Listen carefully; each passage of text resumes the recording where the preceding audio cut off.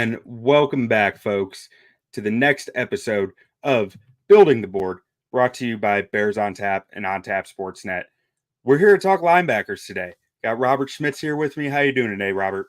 Man, I'm stoked. Linebacker is a wild position. You and I did tight ends on this project last year, and linebacker is the exact inverse, right? It's an impossible role. It's a role that makes a huge impact on on good defenses. And you saw that last year and what the Bears did with Tremaine Edmonds and TJ Edwards. And yet it is such a funky position to scout, Q, because all kinds of teams use all kinds of linebackers in all kinds of different ways. This should be a whole lot of fun. Yeah, it really is. And like one of the things that I really liked about this project last year was how much I learned about tight end, right? And like I feel like that's where I'm at with linebackers now. I can't like last year I put off looking at any linebackers until last minute. It was just like, okay, I need to look at some linebackers. And it was like, I don't know what I'm looking at. And this year it's kind of forced me to be like, okay, go watch some YouTube videos, see how, previous drafts, what they were talking about, what they were ranking on, and watch maybe a coaching clinic about linebackers and trying to learn the position better. And that's where we're at. It's so much fun. You Yeah. ready? Yeah. So first thing we want to do is talk about what do the Chicago Bears currently have at linebacker. And so I pulled up, overthecap.com and went to go look at all their salaries. Tremaine Edmonds, $22 million cap hit next year. TJ and 3 years remaining on his contract. TJ Edwards, 2 years left, $7.5 million cap hit. So in most NFL defenses, you're playing mostly two linebacker, right? And that's you got your two guys right there. And then behind him, last year you used a draft pick on Noah Sewell, making almost $1 million on cap hit this year, 3 years left on his contract. Jack Sanborn, 1 year left, almost $1 million. Again, two guys that you probably feel like might be able to start for you. And then you got Mika Baskerville too on a 1 year deal. So what do you think the need is here, Robert? All right, Q, let's be just so real about this, right? There isn't one. If there's any position that the Bears have nearly no need at, it's linebacker. I mean, we could go through the entire rest of the roster. You could say that they're pretty good at corner, but you can never have too many good DBs. You could say that they were pretty strong, say at running back, but well, if they could get a top running back, they might not pass up on the chance, right? Right. And then nearly every other position, like say tackle, for instance, I think they're great at tackle, but you could always add more top end talent. But truly, here at linebacker, I mean, not only do you have TJ Edwards, who played last year like one of the best linebackers in football, you also have Tremaine Edmonds, who, let's be real, Q, you're just not going to not play him. There's no world with how much he's being paid, especially given that his salary is guaranteed for next year and it's more or less guaranteed for the year after that, because about $9 million of it will become guaranteed over the course of the 2024 does it have season. one of those like Yes. delay years and guarantees? Yes. I didn't realize that. It's got a late trigger. And so unless the Bears are eating dead cap now, spoiler alert, they're not. Then you've got your starting two linebackers. You've got one of, I think, the more fun linebackers in football. That's Jack Sanborn, who fits the mold of TJ Edwards spookily. Because what is it? They're both UDFA linebackers out of Wisconsin, primarily from Chicago, primarily instinct backers. Like the 1-to-1 there is hilarious. And then I like, this may be blasphemous, I like Baskerville a little more than I like Sewell. But that's not me coming after Sewell. It's more that I think in this league, if you can't cover, you are open space for a good quarterback to exploit. And at least so far, we haven't really seen Sewell thrive in a coverage role, though he's such a naturally heavy person. Maybe they want him to be a thumper. If the Bears pick a linebacker, I have to imagine, Q, they're looking for a teamer. But maybe they see the opportunity to upgrade one of these positions or add spectacular depth in the third or fourth round if the right guy falls to him. I mean, let's be real here. This is also their coach's favorite position. So all bets are off when it comes to where they draft who. I imagine that Matt Eberflus is like, so if I sit down and start watching Bucky Irving, is that the Oregon running back? Yes. Bucky Irving tape, my eyes are going to drift to Jackson Powers Johnson. It's just the way it is. That's who you are. Yeah. And I imagine for Matt Eberflus, if he sits down to watch defensive tackles or safeties, his eyes are just always drifting to linebackers. Everybody's got a favorite, man. Yeah. I'll never not end up watching quarterbacks and wide receivers, but that's part of why you see me on DBs this year is because I spend so much time watching the wide receiver. Okay, so a joke I always tell my brother that because both of us are big sports nerds is behind every great hockey goal is a missed opportunity for a save. Right. And in that same way, having to define what is good wide receiver play and what's poor DB play is something that I know I'm a huge fan of. But when it comes to linebacker, man, that's one of, I think, the most interesting parts about all this discussion. It is hard in the league to find good linebacker play. And kudos to Matt Eberflus. You and I were talking about this in Mobile, where there are a lot of defenses that have all but forsaken their linebackers, where if they don't have a Fred Warner, they're just going to take two guys and they're going to try to hide them. I'm looking at you, Atlanta, right? I'm looking at you, Sean McDermott in Buffalo. And Philadelphia is a great example for a decade now. McDermott has run a defense that uses its safeties to flex. And then you look at Eberflus, and I do want to tip my hat to the guy because he's gotten way more out of the position of linebacker than I thought you could do in the NFL, especially with two linebackers that other teams let walk. Say what you will about TJ Edwards' PFF grade in 2022, or the fact that Tremaine Edmonds would have probably been kept on had the Buffalo had the salary cap. They still made it to free agency. So kudos to Eberflus for showing that there's another way to do it. And I think that's part of what makes this discussion so fun. And I think that's a really good segue into the next question that we have before we dive into draft prospects of what are you looking for in linebackers for Matt Eberflus' system? So for me, at least, Matt Eberflus always wants his linebackers to be able to fit the run. So you have to start there. But he's also going to ask his linebackers to play very key roles in coverage. Not that they're going to do anything other than defending space, but they have to be able to play eyes to the quarterback. It is what it sounds like, Bears fan. It is staring at the quarterback and moving as he moves. When the quarterback's eyes go left, you shuffle left. When the quarterback's eyes go right, you shuffle right. You keep your eyes in front of you. Occasionally, you're going to peek to your left or your right to get a sense for what the formation's route concepts are resolving into. But the goal is to have these seeing eye moments that we saw Roquan Smith do with Fangio, but we especially saw TJ Edwards, I thought, did a lot of this last year, where he simply moves in front of the passing lane, but he doesn't even know if there's a receiver there. He just feels it, right? So if you can do that and you can fit the run, Matt Eberflus likes you. And apparently, according to Tremaine Edmonds, if you could take up coverage space and you could pursue laterally, you don't even have to fit the run. And Matt Eberflus may like you anyways. But linebacker's so tough because there's just not that many guys that do it all. Yeah, no, I think I was along a very similar thought process in it. Like if I was watching a linebacker and I felt like they couldn't get downhill against the run or be able to stack and shed, like, and by that, for anyone who might not be familiar with it, get your arms into the blocker in front of you and be able to get them off you, move them to the side, and you keep going like that. That is a big thing within what Matt Eberflus wants to do.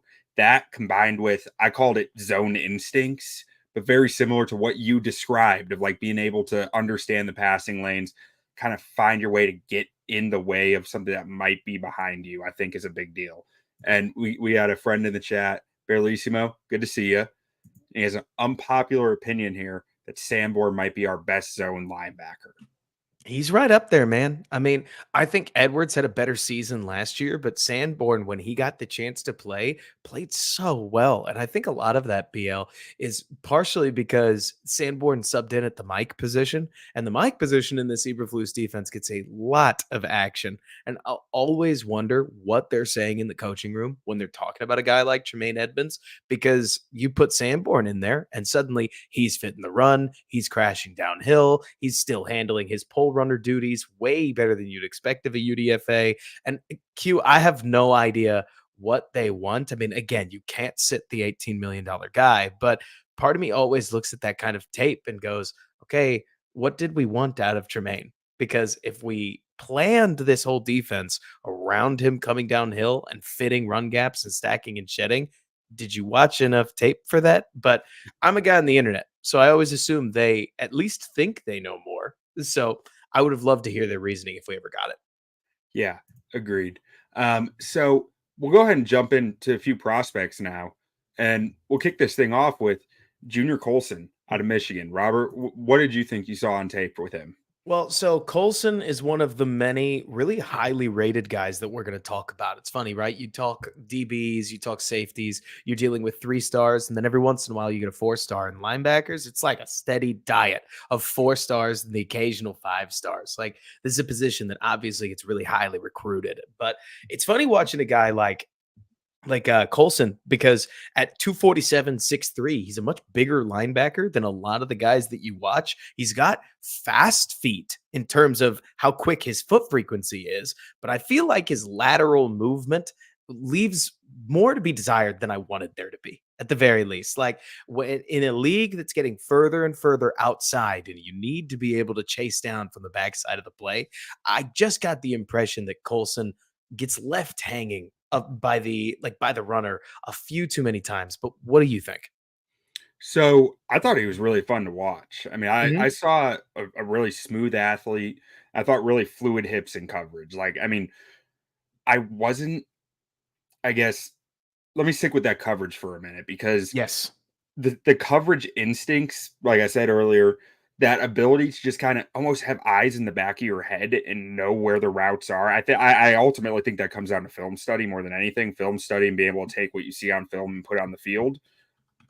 I really felt like that was something he excelled at. His ability to get in the way of routes, get off of checks or hit his checks, get one read to the next, hit, the in route, and then on the way as he's passing him off, getting down to the flat for the running back. Like, it was all just very smooth, felt very easy.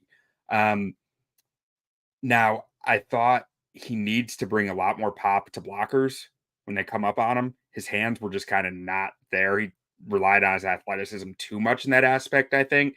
And I just ultimately I saw a lack of a downhill trigger against the run, and that might be a little bit of what you're getting at. I thought that there was no killer instincts there of like not even just the run of route stems, in breaking routes, stoppers. I thought that he really was a little slow to hit the gas on those. Oh yeah. I mean, it's a tough position like you're talking about. And some of these guys see it, and especially when we're talking about somebody who's 21, I Mhm. just felt like you can see a natural experience difference between somebody like Colson and somebody like Peyton Wilson. This is not a bad thing, right? You can just feel the difference between age, and I know I'm always having to adjust, right? Yeah. Our comment section mentions that he plays bigger than he is. I thought the same thing. I mean, he certainly works hard, right? Really high motor guy. It's more that I know that there are some of these players, just talking out loud, that on outside stretch runs where the linebacker has to pursue the back, like from the backside of the play. Maybe this is just me, but it always bugs me when I envision the linebacker not being able to reach the play at all. And then Yeah. you lose a defender that might be able to help control the chaos of what that run is. And that can become a backside cut that becomes an explosive play. But every evaluator is going to have their ticks. I will warn everybody. I am really hard on linebackers. Like, I think linebacker is a really hard position. And if you stand up to it at all, you're a guy. And Yeah. Colson is one of those players that makes plenty of plays. Like, the worst thing I think a linebacker can be is the same thing that a bad safety is, Q, and that's not there, right? Mhm. Like, the players that just don't get into the play at all, whether they're a little too hesitant, whether they're a little too fleet or like slow of foot, but as long as the play is within the numbers, Colson will make an impact. I thought you can tell Jesse Minter coaches his guys really well. And I mean, I'll tell you what, Q, just an aside, whether you're talking about AJ Barner, whether you're talking about Roman Wilson, whether you're talking about Junior Colson, this Michigan staff did a great job with a lot of these players. Like, you start to get a feel, don't you? I know you've got a Mm. Penn State take you want to share, but you start Yeah. to get a feel for which teams have their guys at the top of their game and which teams you're like, please, please come play for me. I will coach you better than they did. You know what I Yeah. mean? Yeah. No, it's I feel like my YouTube channel is slowly turning into a Michigan Wolverines channel because half my draft profiles I've put out are Michigan players. And quick mention for Bellissimo. Heard he so first he asked, where did I get Colson at 243? The scouting report over at ontapsportsnet.com put out today had him at 243. That was just based on his listed number at Michigan. And Bellissimo say he came in around 220. That makes a lot of sense to me because I was looking at him as like, is this guy really 240? Because in my draft profile, I'm like, if he's 240, I feel really good about just being able to teach this guy how to stack and shed better, how to or basically coaching him up to play to his weight. But I wasn't sure that he was at that weight. So 220 does make a lot of sense there. He didn't look slow, right? Right. Like when I watched him, he didn't, especially because again, it's that foot frequency, right? How quickly are you able to change direction? How many steps do you get in when you're working laterally compared to somebody else? And in his case, I mean, there are some times where I think he'd be better served to just turn and run. But this is Yeah. linebacker. This is a position that is victimized by nearly every concept in football. So you almost have to allot a certain amount of you got gots to every one of these players. Just, If just I'm watching the tape, if you bite on the play fake and the guy flies open behind you, you're getting a negative. If you're too slow with your feet on the run play because you bit on the play fake last time, you're getting a negative. Like you're screwed if you do, you're screwed if you don't at linebacker. it, It sucks. it's part of why. Who do you want to transition to next, or are we done with Colson, or do we want to transition? Yeah, we can transition over to Edgerrin Cooper at Thank Texas you. I A&M. was hoping you would say this because Edgerrin Cooper is a huge dude who probably plays a little too high, but I'll tell you what he has, Q, and that is great burst and great straight line speed. Like Yeah. when he sees what he wants, he gets off like a missile. And there's this part of me as a defensive, like when I'm thinking defensively, Q, that thinks if you have a blade that I can use, then we can cut the offense somehow. Mhm. Maybe we'll get beat here, maybe we'll get beat there, but eventually the offense is going to end up in a second 11 because 45 here on Texas A&M just ripped down the pipe and smoked you. Like that's what I see. What about you? Man, I first things I wrote down in my notes: physical, confident, and loves ball. Like Mhm. that, this dude just flies, man. He has never second guessed a thing in his life. It's beautiful to see. Like I'm sure it will bite him at times, but more often than not, it seems like it's worked out for him so far. Just Mhm. quick trigger, brings a lot of power to the point of attack, and just flies. Like I said, I haven't actually been able to get my hands on much tape for him, so most of what I've seen is just piecemeal. But I can't. I told someone on Twitter earlier that I'm anxiously awaiting the chance to get his all 22, just because I think it's going to be a lot of fun to watch. Right? And the little that I've seen, because like you're talking about, a lot of these guys have just drank down a broadcast copy or two. But Yeah. he does, I feel like Cooper, he does a good job of taking up a ton of space in zone coverage. I don't know how well he's feeling routes behind him. He's 22. He doesn't have to have it all figured out, right? Right. But for a big bodied player, because he's 6'3 and he looks like he's got pretty long arms. I mean, we'll see what comes into the combine, but he looks like a presence and he Mhm. uses that presence to just squeeze some of these angles in zone coverage. And at least in the game that I watched against Auburn, he was able to really affect the Auburn quarterback by just forcing the throw a little wider, right? Forcing that or trying to get that seam a little bit higher and creating incompletions by being in the right spot. He looks like a guy that's got well coached landmarks and knows rough or knows where he's trying to go. And there are some guys on the list that we have today to talk about. They don't. So you got to tip your cap when you see that. You know what I mean? Yeah, and that's honestly really good to hear on him because I most of what I saw was either blitzing or run defense. I didn't see any coverage reps, which was made it hard for me to get a full picture, right? It felt like I knew this guy was an athlete. He was physical. You could tell his energy meant something to that Texas A&M defense out there, but I couldn't tell if he knew his landmarks. I couldn't tell if he had any feel in zone coverage, how he handled man against a running back or a tight end. Like all that was still kind of a mystery to me. I should actually clarify because you mentioned that they pull him off the field on passing downs. So Okay. when I say he knows his landmarks, I mean for a person that's only covering so well. But Okay. if honestly, there are some of these players, it's kind of like running back passing or running back pass blocking, right? Q, where it's like Mhm. you have to be able to at least get into the right spot on a zone play or like on a Yeah. zone play call and take up some space if I'm going to use you as a sandbacker. And in Cooper's case, I thought he could at least I thought he served that purpose well. Maybe if I watch 3 or 4 more games, he'll look a little bit different, but in a wide world of analysts like us, time is Mhm. limited. You got to take what you can get. And like you're talking about, that ability to line up on the edge and fly downhill, line up over the top and fly downhill. Like it's he does a great job of just playing fast and firing off the ball. It's a lot of fun. Yeah.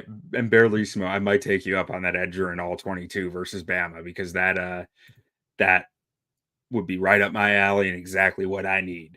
Um, Moving on, we can jump on over to Marist Leofau. I'm not sure if that's right. I'm not sure if that's even a good guess how to say it, but I'm going with it. Out of Notre Dame, and this is probably a bit more where I think we're getting into more possibility for the Bears because I think Colson, you're probably looking at a day 2 pick. Edgerrin Cooper, probably looking at a day 2 pick, but with Marist here out of Notre Dame, I'm not going to attempt the last name a second time without getting the phonetic spelling. But I think that's where you start to get maybe this guy's available day 3. But what did you think about his tape, Robert? So instincts, I think, are so important in a linebacker. And when I watched Maris Lufu, is at least what Here it you go, sees. Marist Or Lufau. I'll take it. Yeah, Lufau. That works for me. But he he moves really well and he moves decisively. I mean, I remember when I watched the Ohio State game is one that I just recently watched, but I thought the same thing when I broke open the all 22 for USC's game against Notre Dame. This Notre Dame defense can play at all levels. Again, this is one of those where it's like massive kudos to the defensive coordinator and all the position coaches under it's Coach Freeman, right?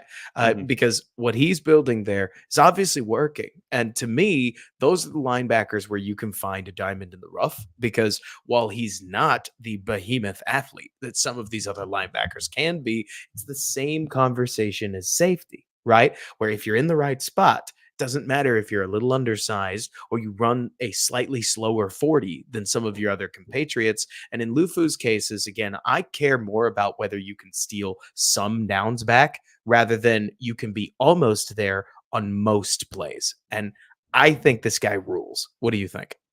Yeah, I thought he was a good watch. I mean, the first thing that stuck out to me was that he's a little bit lighter of a Oh, guy. yeah. He's listed at 239. I don't think that's completely accurate, but I thought he used his hands really well, taking on blocks and really getting his hands in there and extended to stack the blockers was something that I thought he did really nice. I thought his feet were really patient in zone coverage too, Hmm. which is like it's another one of those catch 22s. Like it's good until it's not good, but Hmm. most of the time it seemed like he was doing well enough in zone. Like I have written down here, his coverage instincts were not a negative. I didn't think they Hmm. were a positive, but they weren't a negative, which is like you said, you can work with that, right? You can steal some of those downs back. And I really liked his lateral movement, his ability Hmm. to hop around running lanes and hop around gaps as a blitzer. And it just seemed like bit of a it's almost kind of funny. I felt like when he was near the line of scrimmage, he was like, play like your hair's on fire kind of guy. But when he was in a zone, it was much more patient and calm, which I thought there's something to be said there of he knows how to um, gauge himself up and down depending on the situation. Right. I feel like for most of these linebackers, you got three major roles, right? Take on blocks at the point of attack, cover people deep or even shallow downfield, and then pursue laterally. And if you can do two of those, then you can get another linebacker that does the third one that complements you, right? And to me, when I look at him being relatively light, that doesn't bother me, if only because I think he plays in coverage well and pursues laterally well. This is your, call it, budget Tremaine Edmonds role, right? The role you're expecting to see, or the role you're expecting to see somebody like Tremaine Edmonds play. I think he might be able to play for you, and that ferocity that you're talking about that he brings on a play to play basis means that he might just win a rep or steal a rep that physically he maybe you wouldn't expect him to win, Yeah. because it's not like he gets destroyed in the running game. And moreover, Q, the other magical part about talking about linebacker is that when a linebacker's taken on an offensive lineman, not many guys win. And Mhm. so there's a lot of this where if you can draw a one-on-one from a run blocking perspective, okay, at least you took a blocker out of the fit. But you have to win your blocks eventually. Don't get me wrong. I just like watching him in coverage. To me, he looks not just instinctive, but calm. There are a lot of Yeah. linebackers that I feel like when I watch them in zone, they don't really know what they're doing. Whereas Deer in the headlights. exactly. He looks like his movement is simultaneously reading the formation, reading where the routes are developing towards, and feeling the quarterback and where he's trying to target to create that extra pressure that I think you need. Because there's nothing that I love more than when you can tell a quarterback says on tape, he's not supposed to be there. Okay. Yeah. Okay, then I guess I'm going to this read. That's my favorite. Yeah, and I think Berlissimo made a good point here in the comments about says he likes how he keeps his hips parallel on scrapes, but I think the bigger thing is that he mentions it shows that he applies coaching, and I think that that's something that you can actually see Yes. pretty well in linebacker tape, how a guy takes coaching and puts it out on the field. And don't worry, Berlissimo, Eichenberg's coming up. We have him a little later on, but we're gonna get to him because he was an interesting one. Next up, though, we're getting to Jeremiah Trotter Jr., who was NFL bloodlines, obviously, for anyone who's watched the NFL for my lifetime, I guess, because I hear Jeremiah Trotter, my brain goes one place. But this guy was looked at as like maybe a first round pick coming into the college season. He's a multi time All American. And I think, Robert, both you and I kind of are little our viewpoint of him was a little different than that. But what did you see on tape? Well, you see a guy. So I read up on him first, right? He's 21 years old, listed at 229. Okay, little on the lighter side. 6 foot. Okay, a little on the shorter side. Wearing 54. Okay, that's an important number, Yeah, right? it Like, stands out like in big red numbers. Like, oh, this guy's wearing 54. I'm feeling it. and it was so funny to me, at least, because I'm watching him against it was the ND. It's the North Carolina game that really stuck out to me, where sometimes I couldn't tell what he was supposed to be doing. Because if it was playing quarterback spy, I don't think he ever stopped Drake May. It sounded like the caller, the announcer, can't remember, I think it was Riddick, thought he was playing quarterback spy. And if that's the case, he couldn't catch May at all. He Yeah, felt like, to me, he was hesitant when he did try to explode. I didn't think he had the gas of nearly any there were other linebacker that there you've were had me weird watch. points in that What? game where it was like there were weird points where it's like, well, he looked like he was a spy or maybe covering the running back, but now he's just kind of jogging towards the pocket, and I don't really Yes. know what he's trying to achieve here. Yep. And to me, there were just too many moments where the defense ended up having to defend with 10. And Yeah, that bugs me, right? It's one game and I get it. It's a game they won, as a matter of fact. But I felt like I was watching Trotter in particular try to find ways to be useful rather than knowing his role and executing something. Maybe there's something to be said for Clemson's coaching within that, but there's another guy later in the show that we're going to talk about that I think looks more like the pure athlete that has no idea what he's doing out there. And this wasn't that. This looked to me like I don't know, just a player that I couldn't find much that was really interesting, but that was just me. yeah, and shout out to our guy Ron. fact that Trotter's kid is getting drafted makes him feel old. I I agree with that. I do get it. And Berlissimo here made a comment that it's hard to read the Clemson backers because of their scheme. I I do think that that did play into it some because, like we A were just little. saying, it was hard to tell what his intentions were on some of this stuff, which makes it hard to grade from a draft analyst standpoint. But ultimately, when I was watching it, I was impressed with his balance, how he's able to play through contact, how he's able to keep his feet under him and keep driving towards what he's trying to do. And I did think he knew his coverage landmarks well. I'm not so sure that he had the, like we were talking about with Colson, the eyes in the back of the head, where he's like he can just feel the pressure from a receiver behind him and just kind of floats into the right areas. I thought he was a bit more robotic in his zones. He knew his landmarks, but it almost felt like a Madden player at times where he's just dropping in the middle of the zone and sitting there. Right. And I thought he had a really nice feel for navigating traffic against the run. And I did think he's listed at 230, but he's 6 foot 230. Like he's a stout 230. I thought he did a pretty good job taking on blockers as well. But Now, are you saying he did a good job taking on blockers in an absolute sense, or a pretty good job taking on blockers for a person who's 6 foot at 230? for a linebacker, Good. I felt like not for like I don't I'll be honest. I thought he was going to be 240 plus. I didn't look at his weight before watching the tape, and I thought that this guy played heavier than he is.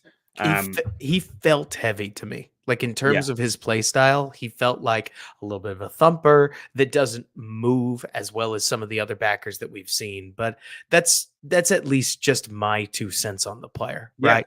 Well, There's the biggest takeaway I had from his tape was I'm concerned about his acceleration, his explosiveness. Mhm. That if he, there were times where it felt like he was hesitant on tape. And I can't blame him because it feels like he doesn't have the acceleration to make up for a misstep. So he's just kind of, he needs to be perfect a lot of the time. Right. And if anything, I wouldn't be surprised if that's part of why he plays as hesitant as he does, because he can't be wrong. Right. And who knows? I mean, anticipation is a heck of a thing. Like you see this with DBs, you see this with, I mean, even corners in plenty of cases, and definitely with linebackers, where some guys, they see the snap, they recognize what it is on film, it comes to them very quickly. They quickly start flowing towards the direction that they need to be. Plus, they understand their coaching. I mean, we saw this with TJ Edwards just very recently, where it took him a good 3 or 4 games to really get a sense for what his new roles were compared to what they were in Philly. And suddenly he locked in around week 5, week 6, week 7. Right. And so it's all a blend. Like what the anticipation and the reaction speed that we see is a blend of a million different factors. But at least in the game that I watched, which I would be lying to you, Q, if I said that I had this massive scouting report prepared. And the hope is that as I go through and watch more, we'll get there, right? But I didn't come away with as impressed with him as I think I wanted to. Yeah, no, I agree. And I was telling you pre-show, my eyes were drifting to his teammate next to him, Barrett Carter, I think it was. And I thought he was coming out in the draft, and I was all excited about him until I realized 3 games later that Barrett Carter was not coming out in the draft. But Mhm. yeah, I felt fairly similarly of like I thought I was going to see something more there. And I was surprised because I thought he was supposed to be, the top linebacker in this class. And I didn't come away feeling that way in his tape, which maybe there's scheme stuff to that. We'll find out once he hits the NFL level. Mhm. But next guy we got here was one of the most fun watches, I thought. Peyton Wilson out of NC State. Robert, what'd you see in him? I thought, I mean, okay, so granted, there's plenty of things that we could talk about in the world of what could be better, right? But he flies around. I mean, this is a chaos creator and he's a little older. You would expect him to be this good, but he was. And I mean, do you want me to start with red flags or the things that he does well, right? Because he pursues laterally. He's a force when he's taking on tight ends or lower. Sometimes he is really strong in coverage. I thought his coverage stuff pops off the tape, but at least what I saw Q in his game against, gosh, couldn't tell you who I saw him play. Oh, it was Notre Dame. I thought he had real trouble battling with bigger guys. They had a wide tight end, number 19, that blew him out of the gap a couple times. Lineman obviously just washed him out. But he even played a little bit of edge and had a couple of pass rush reps that were medium fun. Like Wilson was a lot of fun. I think I can easily see why you won the Buckets Award, is what I'm trying to say. Yeah. There's just at the NFL level going to be things that he can't do. You know what I mean? Yeah. No, I mean, I want to say he was at the Senior Bowl, and I did talk to him a little bit. And this dude is every bit of 6'4". He is a tall dude out there. Big Yeah, dude, and long too. You can long, feel and him use that length. his brother plays in the MLB, I believe, and That's cool. he has a relationship with Luke Kuechly somehow as well, like where he talks with Luke Kuechly about football, which is can't hurt anything. Good Can guy to only help. know. Yeah, the linebacker, absolutely. I came away from his tape saying this is a versatile defender, springy athlete. I mean, he's just bouncing around all over the field. I actually thought he was tough to read in coverage because maybe it was just the game I watched. He blitzed half the game. Oh yeah, He was playing off the edge. He was blitzing from depth. He was blitzing from the middle of the line of scrimmage, just because all he's over the got place. juice. I mean, Yeah, he's a football player. I mean, I talk about him like not being a thumper at the point of attack, but he uses his length really well to disengage from mhm, blockers as best he can. It's more the idea of if you run at him, you're probably going to be more successful than when you run away from him because he'll chase you down. Like he'll come after you without any hesitation. Not to yeah, mention he's got a wildly high motor. Like of the guys that we've talked about, he's one of the rare guys that will just chase you down from halfway across the field if he thinks he yeah, has to. And he has no issue with that. He's a fun football player to watch. And I hope we don't abuse this term, but he's got it. You know what I'm saying? yeah. The biggest red flag Q. He's gonna be 24 come draft time. Yeah, I So think he's dealt with some injuries too, where it's mhm. like that, his play style combined with having had injuries becomes a bit of a concern. I do think he is more of a day two guy in general, but maybe those injuries knock him down. I mean, I'm not even sure how he would fit in the Bears defense, but he's a guy I'd love to have on any football team. I don't know where he fits. I think he'd probably Um, be your Mike. If you were yeah, gonna fit him into the Bears defense, it would be in the Tremaine Edmonds spot, but, I mean, the Bears have a lot of competition there. yeah, They keep bringing in all kinds of guys that can play pretty much that spot, and so, it's another classic example, Q, of this is great content for not the Bears. And this is yeah, stuff that I'm sure Matt Eberflus is going to watch just because he wants to. But as far as the Bears actually drafting one of these guys, they'd have to fall pretty far. Like you'd have to yeah. see a pretty heavy medical red flag for Peyton Wilson to get to the point where the Bears could draft him. Yeah, and last note on Wilson to Barely called him a junkyard dog in the comments. I agree with that. I watching him, my final note on him, hyperactive, good, bad, I don't know, but he's a maniac. Mhm. Like he's just awesome football player to watch. One of the notes that I have is that his jersey is always messed up. Like whether he twisted it on a tackle, whether he threw himself at a blocker and ended up on the dirt. Like there are some of these guys that they play front to back of the game. If you get what I mean, their jersey never gets muddy, it never gets pulled, it never gets out of order. And his is almost hard to read sometimes because it'll end up twisted sideways, pulled up a little bit, pulled back down. Like he's just playing ball, and you Yeah, love that in him. yeah, absolutely. Next guy, Barlissimo's guy, Tommy Eichenberg out of Ohio State. And I'll go ahead and jump in on this one first, since I've been putting the onus on you the whole time. Um, Thank you. His brother plays O line for Miami, Liam Eichenberg. He was out of Notre Dame, I believe. And really, I look at Liam Eichenberg, I see your old school downhill thumper. I mean, Tommy, this guy likes to play football. He likes to get dirty. Um, he can stack the blockers, and he's just a football player, man. I think I think he can use his hands a little better when he's taking on blockers, but generally, this guy like I said he's not afraid to get dirty. He's not afraid to get dirty. Like he is going to go into a wrestling match with anyone who comes in front of him. And I thought that he did have a pretty decent radar in zone coverage, and like he feels the game pretty well, and he just finds the football in running lanes. Just finds a way to make plays. He's almost in that Jack Sanborn kind of category, I think, of like he feels the game better than he's going to test the game. And Yes. that's really what the kind of linebacker he is, right? And that's a guy who can fall in the draft, and a guy who maybe the Bears do fall in love with in the 5th round. I don't even know where he's supposed to go. I think I have a 4th round grade on him here right now, but that type of stuff can change. And that's what I'm seeing on the tape.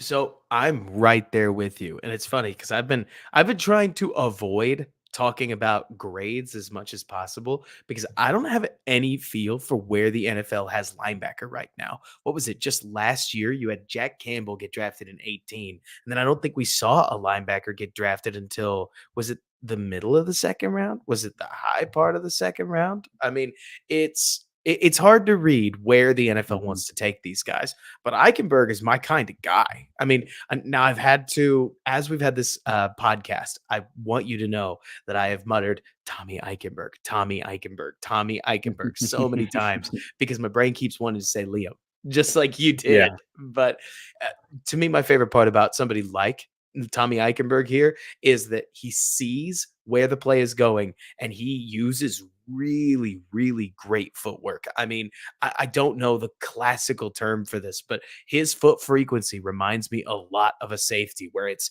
pop, pop, pop, pop, pop, pop, pop, pop. Think of the quarterbacks that you've watched that they hitch really quickly, or the wide receivers you watch that take 1,000 steps before they make their cut, all in the proximity that it takes another wide receiver to take 10 steps.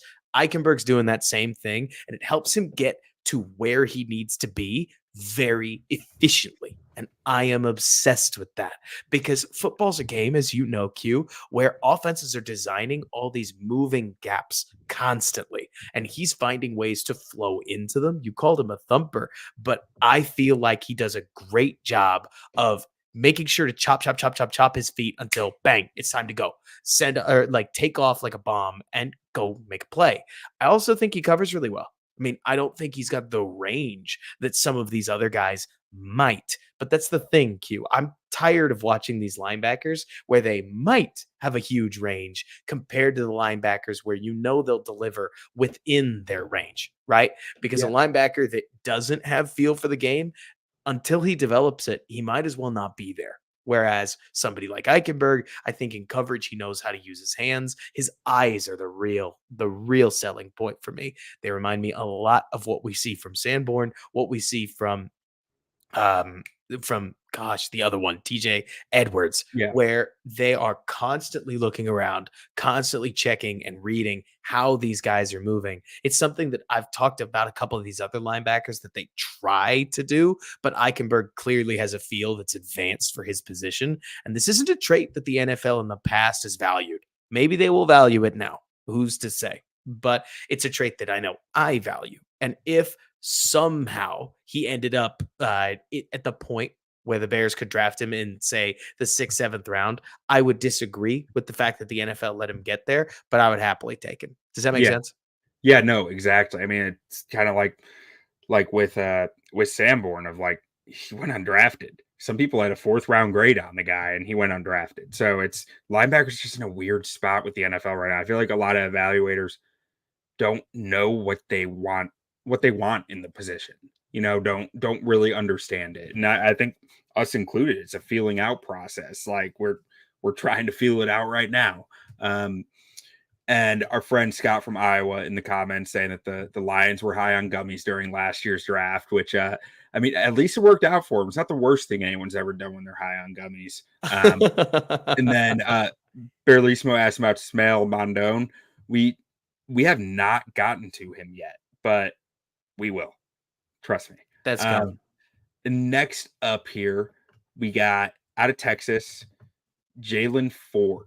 And this is a guy who really wasn't a super highly rated recruit, but when I turn on his tape, I think it was a 3-star. But I turn on his tape and I see good physicality through him. A guy really explodes through the football and has enough strength to play through blockers, which if you can't tell by now, that's kind of a touching point for me on linebackers. You can't go around the blockers. You gotta go through the blockers if you're gonna be that big bodied linebacker, right? I mean, you can be the Roquan Smith who goes around and be really, really good at your job, but I don't think you're gonna play in the Bears defense. It's So so funny to me, Q, as we talk about this, because you can hear where we're coming from as evaluators, where because I'm commonly back to front. Like, not that I don't value offensive linemen. I love offensive and defensive linemen. But when we're talking about linebacker and when we're talking about tight end, right? Like, especially linebacker, I want you to be able to cover. And if you can't play in the run fit, then like if you can't play, that's an eliminator. But if you could just give me something in the run fit, thank God, because I really need you on passing downs. To me, Q, like I will allow you to attempt a 3rd and 4 where we're going to cover it well, as opposed to giving up 3rd and 10s throughout the course of games, which we've lived that life right. because we can't cover over the middle. That frustrates me, right? And when you Yeah. have linebackers that can cover, you squeeze offenses like the Lions that seemingly nobody else can. And it's just it's so funny hearing you and me talk about this a little bit because Yeah. you want to see the guy that's kind of a sub defensive lineman, right?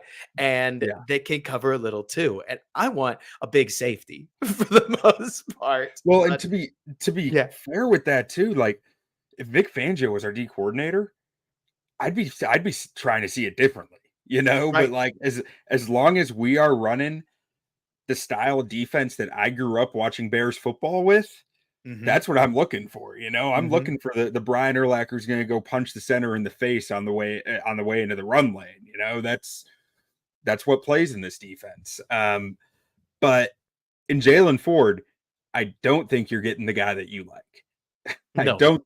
You're getting a guy who's no. pretty indecisive in coverage, pretty robotic in his zones, and a guy who plays better moving forwards than backwards. I think so. And I mean, I'm not going to pretend this is one of the guys that I watched the least of, right? But what I have seen, I've got written down that he's he's a warrior in the run game. Yeah, Like even if he can't physically win the block, he is going to give you absolutely every bit of him. And he's pretty long too for a guy his size. I'm curious to see how he'll test because he looks pretty athletic personally, but what do you think? Tell me more about what you think about him. yeah. I mean, really. So I'm looking at him as one of the more realistic options for the Bears. Of like, Mhm. we're talking mid to late day three. We're talking about a developmental will linebacker who maybe can take over the job from TJ Edwards in a few years and contribute on special teams on the way. And I say will linebacker for a reason. I want this guy moving forward. I want him running into the line of scrimmage, running into run lanes, and just barely covering when he needs to cover. He literally looks faster forward than backward. Yeah. Like I've got a real thing running right here, and it is so funny that when he gets his feet set, he can fly. He can fly downhill. Like Yeah. again, this is where not to bring up a negative on a player. Like I just watched him battle through an outside or an offensive lineman's outside shoulder, and I would have killed to see some of that on Trotter's tape. I mean, Trotter's a 4-star prospect. Obviously, has got the bloodlines thing. Playing in a Clemson defense that Mhm. played really well. That's the guy you're hoping to sit down and watch and go, yes, this is my guy, right? The Jack Campbell experience, where you watch him and you go, this guy is an ode to linebackers. But instead, I feel like we've got a grab bag, and a grab bag is good, right? But to me, this linebacker class, Q, if you're feeling what I'm feeling from the first impressions I have, this can be a linebacker class that shows us a lot about what the NFL thinks linebacker is anymore. Because Yeah. you've got a bunch of very different guys that can play you very different roles, and how they're valued will show, it'll give us a window into the thinking of what they like, I think. Yeah, no, I agree. You have such a diversity in this one. You know, you're not sitting with who was it? Devin White and Dion Bush at the top of the draft, who are two very similar type players. You're sitting here with very different type players. And I feel like we haven't seen a lot of that in recent years. It's been all very similar archetypes of players with at the Mhm. linebacker position. And this one, you're right. There's a lot of diversity within it. He's got power in his arm tackle too, which is Mhm. nice because at least what I've seen, there's too many linebackers. I mean, it's just a tough position. You're going to get juked. You are going to have Mhm. to make at least some arm tackles. And if you can slow a guy down, that works out. But it's funny because you're going to see some misfires. Of course you can. Right.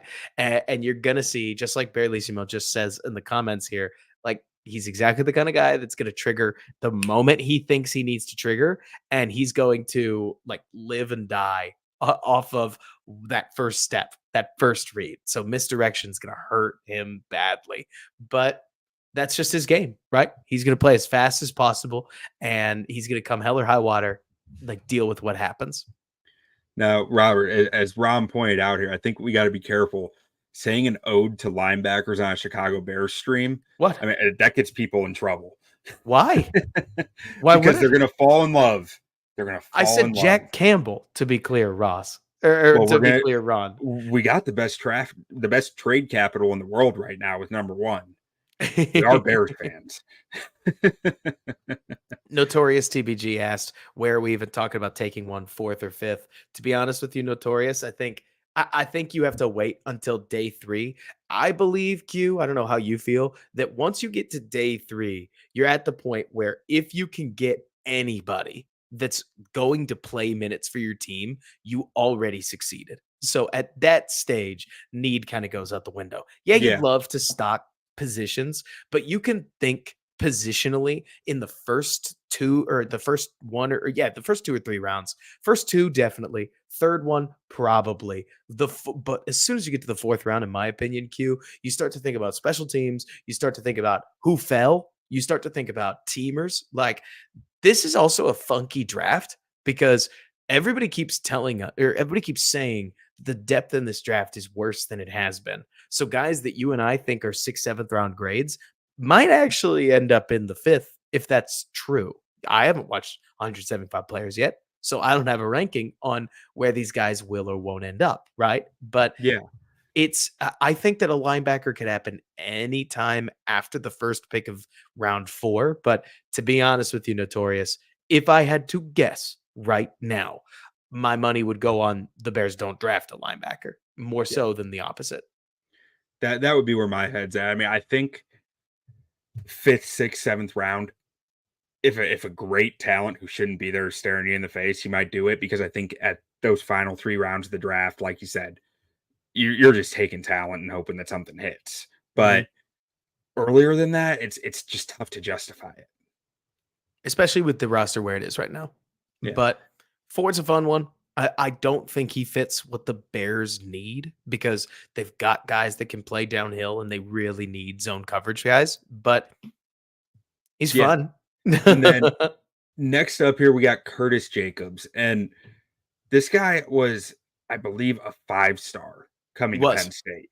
And man, you said earlier that I had some takes on the Penn State players, and Go man, there. I at this point I've watched Chop Robinson, I've watched Olu Fashanu, I've watched Norzad, the center, and I've watched Curtis Jacobs, and with all 4 of those players, I'm sitting here just wondering where is the development. And they have these incredible athletes out there, but I'm just starting to think there has to be draft value in Penn State players because all these guys are better athletes than their tape says. And all Mhm. these guys are more talented than their tape says. And I can't help but think if you have faith in your coaching staff, you're sitting here saying we can get these guys up to snuff. Yes. Yes. I mean, not to mention when you look at a guy like Curtis Jacobs, the role that he played in that Penn State defense, he played different defenses call it different things, but he played star as I've known it, but basically like a hybrid nickel corner and linebacker role. And for me, when I see linebackers playing star, because it's usually a safety role, I eat that up Yeah. because like that means you can cover. And if you don't mind me going here, if you don't mind me going here, Q, Curtis Jacobs has one of the thickest glutamus maximuses that I have seen in football. Like, Mhm. some of it's the stance, but all of that explosion, you can see it on tape. I mean, he is flying around. The problem is he has no idea where he's flying around to. Mhm. None. Looks like a freshman out there. So to me, this would be a player that would come down to interviews. But if I sat down and interviewed with him and I got him on the whiteboard and I could actually correct him a little bit and I saw him picking up those corrections, right, in initial meetings, he could have like a third round grade. But if like he whiteboard tests as lost as he looks on film, he's gonna fall. But he'd be a Mhm. crazy teamer. If that's what it came to, he'd be a crazy special teamer. Yeah, and I mean, my note that I have bolded here for him is just brawler. This dude's physical, and I love that. And the fifth defensive lineman that I'm looking for, I want the brawler. And it's I'm interested that you said that I didn't even realize he was playing the star. I just knew he was lost in Like, I just coverage. see him too many times. Like, I literally am trying to crunch as many games as possible so that I can be like a game and a half, at least for some of these guys. So, like, Mhm. if you see me looking over at my other monitor, it's because I'm literally watching another game right now. And in this case, it's his game against Michigan, and Michigan is forcing Penn State into all kinds of these like 3-by-1 looks. And when they go 3-by-1, he kicks out and takes the number 3 receiver. And so that to me says that it's a star like role as opposed to a true linebacker. And again, I'm watched so much that I could be absolutely certain, but it's nice to see a linebacker that's not just in those, standard like Mike's or what Mike will roles, because I think you get some unique experience that lets you do some unique things if he can if he can play on the whiteboard. Yeah, and one comment here, shout out for our guy Ron Berlissimo says Ron makes me feel it in my plums. So you got an admirer there, Ron. Um, Last guy we got here, who's One more thing on Jacobs. yeah, I mean, you want to talk physical traits, his length really sticks out too. He's long enough to win first contact against the majority of tight ends, running backs, wide receivers. Like, he's a tough guy to block. And so when yeah, you add that athleticism and that physicality, part of me thinks that he's going to go quite a bit higher than his natural tape grades should suggest he does. Because at least in my experience, Q, the NFL will throw out great tape from a guy like Tommy Eichenberg if he runs what, a 4.7. mhm, Like, if Tommy tests, like, I won't be surprised if he does. He could end up a day 3 pick, which I don't think he has any business being there. Like, I think he could easily be a compensatory third guy and give you all of that value back. Curtis Jacobs might run what do you think? 4.4, 4.5? yeah, Like, 4.5. I think I'd say. maybe that's crazy, but like he's gonna have good shuttle, he's gonna jump, he's gonna do Mhm, all these things like on the testing field that's gonna make some linebackers coach. Would have been Matt Eberflus. Would have been Matt Eberflus if he mhm. didn't already have his guys go, oh, I can coach him. Like, Man, I can coach I him. get the vibe looking at these prospects that Matt Eberflus is kind of like, why do we pay all that money? Like, like there are so many guys that I feel like he would just fall in love with in this class. I think he would tell you that about every linebacker class, though. I think he Yeah, would tell you that's true. just, oh, I just love him. All right, last guy here, and he's oh, I don't know what I. Here we I go. thought you had it. Dallas Gann. Yeah, it was up. I think I messed something up there, but either way, and Barelissimo. Yeah, I know it was just a play on Ron's words. I was just teasing you. Um, Last guy here, Dallas Gant. So linebacker out of Toledo. Matt Eberflus is already sweating when he hears that. He's just in love. But yeah, breathing heavy. Ohio State transfer. And so I could only get my hands on 2022 tape from his Ohio State time on him, and he wasn't a starter at Ohio State. So it was one game where he got to play majority of the snaps due to injury or something. So you don't get the best feel from it, but this guy is long.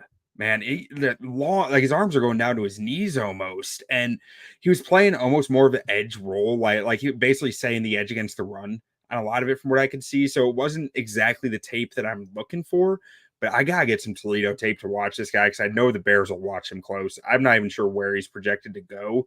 I feel like I saw somewhere at like he's looking at like a day 2 type number, but again, his tape is so sparse. I'm not sure that anyone knows where he's going to go other than just he put up some nice stats at Toledo. He's a big dude. He's lean. He's got really solid zone eyes, and it looks at least like they're asking him to do some decent things in coverage. It's funny. You mentioned the Toledo defense, and I'm like, Toledo, what did you do? Because we just got home from the Senior Bowl, and Quinyon Mitchell stood out over Yeah. there.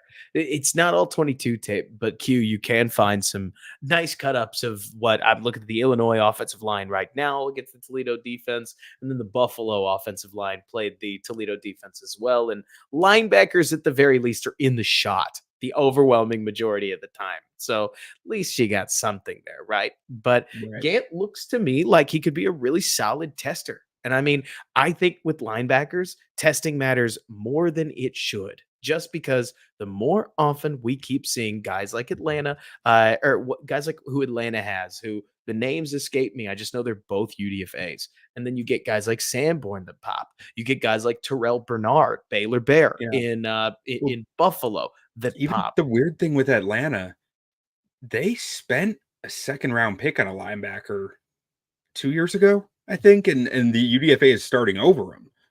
Which it's to me, linebacker feels like a position that I can't tell if the NFL has basically issued their referendum or if they're going to keep scouting linebacker the way that they have in the past, right? But you get a lot more of draft picks that look like Noah Sewell, where they play a little behind the play in coverage, they get a little lost, but they were a 5-star. They were a 5-star recruit. Mhm. So, well, you got to draft him, right? And Sewell in particular, outstanding thumper. Don't let me take anything away from him. When he gets the chance to fit the run, he is excellent. He just struggles to do two of the three things and is instead really good at one of the three things, which Right. leaves two ways to beat you.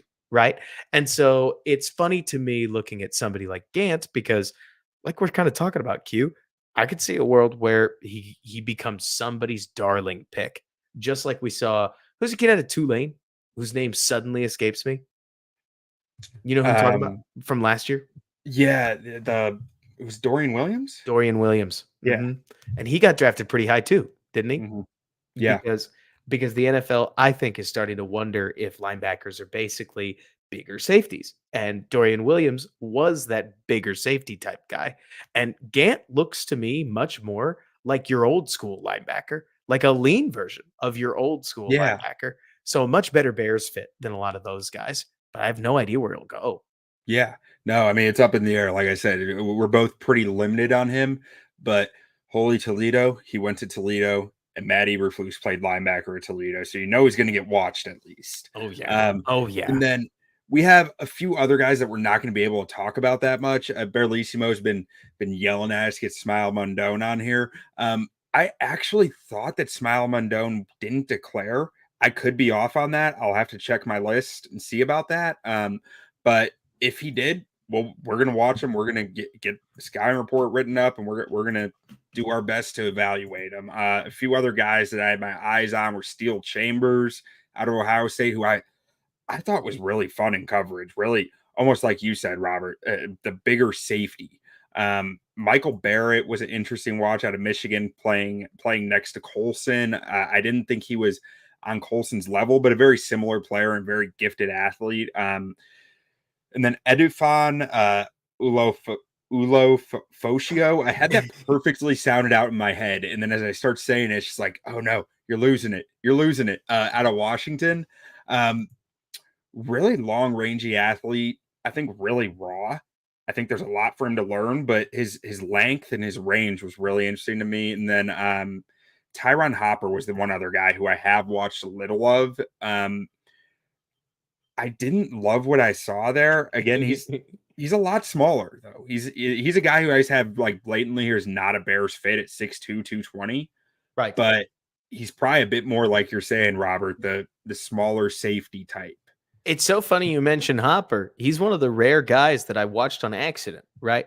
Because I Yeah. watched Missouri play, I think it was Ohio State or something like that, and he fit the run like a maniac. Now, he gets really lost in coverage, and Yeah. misdirection messes him up. But he's one of those guys, okay, the old expression, right? When like if you're a hammer and you're given a nail, you will look great.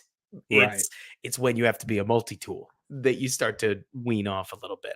Also, wanted to throw you a bone. Smail Mundon, according to a Sports Illustrated article dated December 15th, he declared that he would return to Okay. Georgia. Should have used Okay. not the word declare. I knew he Yeah, was now. on our so for this whole project, we have this massive list of 300 names that is constantly getting guys added and taken off. And I thought I had to take him off because I knew I had him on there initially. And if I saw his name there while looking up linebackers, I was like, I would have went straight to him if he was still on there. So good to know I wasn't losing my mind. A lot of really fun linebackers. I mean, it is I'm actually just say what I mean instead of the nice thing, right? These guys are confusing to me. There's a lot of fun linebackers on here, but if you told me that the Bears had like a second or third round pick and they needed to get one of these guys, I could not look at this list and tell you which of them is gonna be the star. Especially because I think a lot of the more popular names that we're seeing, I'm less intrigued by than the guys a little further down the draft order. And that to me would scare me because Matt Eberflus would probably commit pretty intense draft capital if he didn't have his guy. I kept mocking Chad Muma to the Bears last year before they signed Tremaine Edmonds and also TJ Edwards for this exact reason. I'm really comfortable with the Bears linebacker room right now. I Mhm. think it is maybe not ideal, but close to ideal as far as modern linebacker room construction, where you've got a day 3 pick, 2 UDFAs, and then 2 free agents, one of which is obviously a little more expensive than maybe you'd like him to be, but that's what it takes to sign a first round pick on the open market. So there's part of me in Q that's like, hey, I'm excited to get these evals done, sit back and learn both what the Yeah. NFL thinks about linebacker and how they play going forward, because linebackers are a tough position to evaluate. A lot of I don't feel like we're seeing that guy. Do you have a that guy, right? Where you go, that guy is going to be a stud versus a role player. I mean, so if like Edgerrin Cooper doesn't play passing downs that often, like you said, he would be that guy. Like the flashes from him are loud and often, Mhm. but they're within a vacuum, right? They're within a vacuum of A when he's role. on the field. Um, I think Junior Colson probably has the chance to be the guy in this class for me, just because I think that he does just enough against the run, and so I feel so good about his instincts in coverage Mhm. that I feel like he's going to be a difference maker somewhere. And if Peyton Wilson stays healthy, I just think he's a maniac. And But then on top of that, Q, like to build on what you're saying, I mean, Curtis Jacobs is the guy in fantasy that I know I shouldn't draft, and I draft him anyways, right? yeah, Like that receiver that you're like, he's not. This isn't going to work, and then you do it, and I, I, I know in my bones that a guy like Tommy Eichenberg, honestly, Jalen Ford, from what I've seen, might have a better chance at being successful than somebody like Jacobs. But there's that chance that Jacobs goes to the right team. He gets to be the 11th player on the defense and becomes a nightmare. Just yeah, because finding guys that are that athletic is hard to do. But there's so many red flags with a guy like him that where you have to draft him versus the role you'll ask him to play might end up out of balance with who he is and what he'll deliver to you quickly. But we'll see. It's a weird league yeah, where I don't think linebackers have as easy a time getting on the field and immediately playmaking as people want them to, because linebacker gets comped to running back so often in terms of value. But it's a position you need to grow into. Danny Trevathan crested at what? The 4, 5, 6 year mark? Like yeah, the prime for a linebacker is literally like you exit your prime and leave the league. Like there's almost no fall off. You know what I'm saying? Where it's yeah, like the linebacker plays really, really well, and then it's over yeah. within a year and a half or so. There's no middle. Yeah, it's the like the perfect bell chart, right? Right when you hit the peak, it starts going back down. Right. All right. Well, I think that's all we got for you guys tonight on linebackers. Make sure to tune in next week. We'll have 2 more positions for you guys. I think don't hold me. I think it might be offensive line, though. I think it might just be me and Steve powering through both offensive Yeah. tackle and interior. Like you're not gonna enjoy that. You're gonna Oh, drink I'll that love it. in. I'll love it. But I think that's what it is. Don't hold me to it. But either way, we'll have 2 positions for you guys next week. Make sure to go check out our scouting reports over at ontapsportsnet.com. On Tap Sportsnet, we got Bears, we got Bulls, we got Blackhawks, we got Cubs, we got White Sox, we got Chicago Fire, we have gambling, we have college football. We have everything you need for Chicago sports and even more. So go check it out. Thank you guys for joining us and have a good night.